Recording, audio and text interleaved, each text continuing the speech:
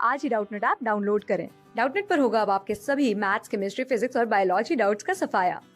बस अपने क्वेश्चन की फोटो खींचो, उसे क्रॉप करो और तुरंत वीडियो सोल्यूशन पाओ। Download now. इस क्वेश्चन में बताना है कि vacant space in a body centred cubic lattice BCC में कितना होता है। ओके, हमें वेकेंट स्पेस बताना है तो पहले हम कैलकुलेट कर लेते हैं कि कितना स्पेस फिल्ड होता है। ओके, तो बेसिकली ये तो कॉन्सेप्ट वाली चीज़ें हैं। तो कॉन्सेप्ट हमारा ये कहता है कि जो वेकेंट एक्चुअली जो पैकिंग एफिशिएंसी होती है हमारी बॉडी सेंटर्ड के लिए, ये हमारी निकल के आती है पैकिंग एफिशिएंसी। ओके, ये हमारी कितनी निकल के आती है 68%। तो वेकेंट स्पेसिस कितना हो जाएगा 100 माइनस 68 इज इक्वल टू 32%। तो हमारा आंसर कितना हो जाएगा, फर्स्ट हो जाएगा। पर हम इसे कैलकुलेट कर लेते हैं कि जो पैकिंग एफिशिएंसी वो हम कैलकुलेट कैसे करेंगे। ओके, तो यहाँ पे हम एज्यूम करते हैं कि ये हमारी क्या है, एक बीसीसी स्ट्रक्चर है। ओके, ये क्या है, हमारा बीसीसी स्ट्रक्चर है।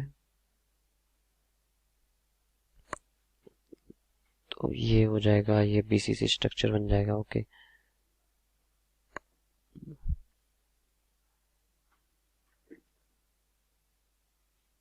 ये हमारा क्या है, एक बीसीसी स्ट्रक्चर है जिसपे जो एटम्स हमारे प्रेजेंट हैं यहाँ पे कॉर्नर्स में प्रेजेंट होंगे। ओके,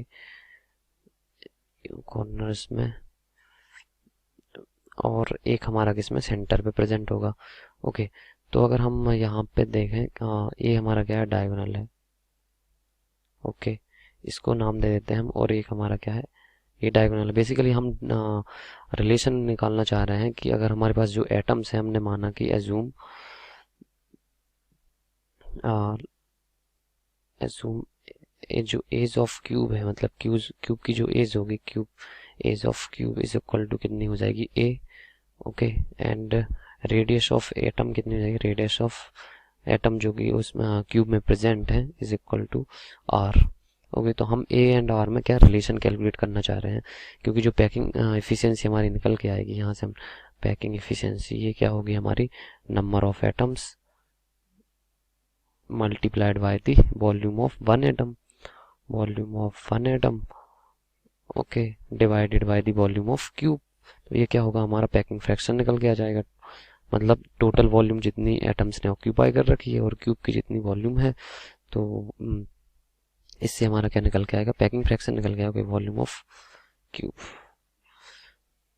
तो ये होगा हमारा पैकिंग फ्रैक्शन। ओके, तो यहाँ पे हमें कैलकुलेट करना है कि वॉल्यूम ऑफ जो हमारा क्यूब एटम है, तो इस वॉल्यूम ऑफ एटम हम कैसे कैलकुलेट करेंगे, volume of atom is equal to कितनी हो जाएगी, स्फीयर से 4/3 पाई आर की पावर क्यूब, और ऐसे वॉल्यूम ऑफ क्यूब क्या होगी हमारी, ये हो जाएगी हमारी ए क्यूब। ओके, तो बेसिकली हमें ए एंड आर में क्या निकालना है, रिलेशन निकालना है, तब जाके ये कैंसिल आउट हो पाएगा और हम पैकिंग फ्रैक्शन यहाँ पे कैलकुलेट कर सकते हैं।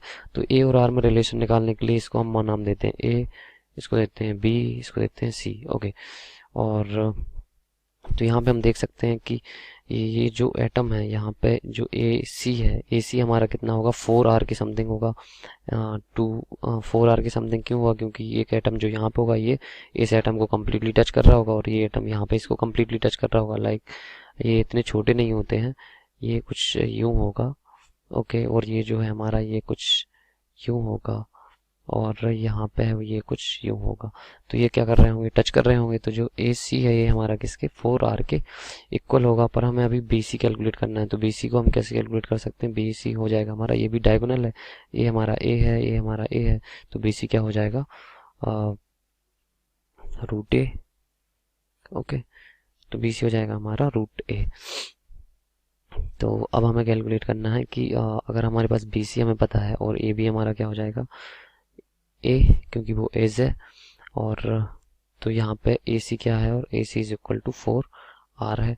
तो हम पाइथागोरस थ्योरम से कह सकते हैं कि ए सी का square is equal to A B का स्क्वायर प्लस बी सी का स्क्वायर। तो ए सी हमारा क्या है, 4R है, इसका square is equal to A B का स्क्वायर क्या हो जाएगा, ए स्क्वायर हो जाएगा, और बी सी का स्क्वायर कितना हो जाएगा, रूट 2 ए का होल स्क्वायर हो जाएगा। ओके, तो यहाँ से हमारे आर की वैल्यू जो निकल के आएगी, ये हो जाएगा हमारा r इज इक्वल टू, यहाँ पे हो जाएगा 3a स्क्वायर डिवाइडेड बाय 4 का अंडर रूट। ओके, तो ये क्या हो जाएगा हमारा आर की वैल्यू निकल के आएगी √3/4a। ओके, तो ये आर और ए में रिलेशन होगा।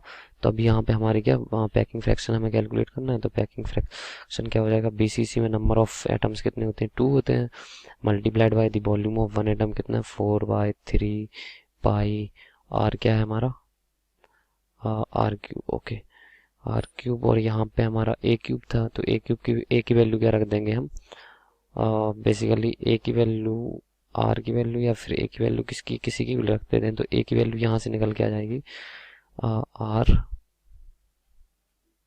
4/3। ओके, अपोजिट हो जाएगा, ये 4 इधर पे आएगा तो नीचे है तो ऊपर हो जाएगा, और 3 ऊपर है तो नीचे हो जाएगा। ओके, तो ये हमारा हो जाएगा